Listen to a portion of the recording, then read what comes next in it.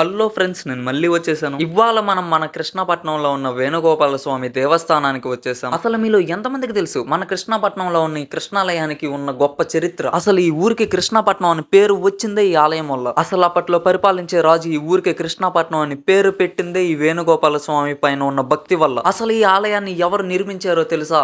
దేవతలు. అసలు ఈ ఆలయంలో వేణుగోపాల స్వామిని ప్రతిష్ఠించింది ఎవరో తెలుసా? సాక్షాత్తు శ్రీకృష్ణుల వారి మునిమనోడు అయిన వజ్రనాభుడు ప్రతిష్ఠించారు అని చెప్తారు. ఇంకా ఈ ఆలయాన్ని 1000 సంవత్సరాల క్రితం అంటే 10వ శతాబ్దం అప్పట్లో రాజులు ఈ ఆలయాన్ని రీకన్స్ట్రక్ట్ చేయించారు. ఇంకా ఈ మధ్య ఈ ఆలయాన్ని మళ్ళీ రీకన్స్ట్రక్ట్ చేశారు. ఆ ఆలయాన్ని మనం ఇప్పుడు చూస్తున్నాం. ఇంకా ఈ దేవస్థానంలో పద్మావతి అమ్మవారి ఆలయం, మన బాస్ కి బాస్ అయిన శ్రీ కోదండ రామయ్య వారి ఆలయం, ఇక ఫైనల్ గా మన బాస్ ఆలయం దర్శించుకున్నాం. ఇంకా తర్వాత మన బిగ్ బాస్ కి బాయ్ చెప్పేసి ఈ ఆలయానికి దగ్గరలో ఉన్న కృష్ణపట్నం బీచ్ కి అయితే మనం వచ్చేసాం. అందరి కంటికి ఇక్కడ ఒక బీచ్ మాత్రమే కనబడుతుంది, కానీ నా కంటికి మాత్రం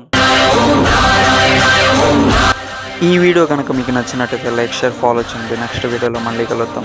హరే కృష్ణ.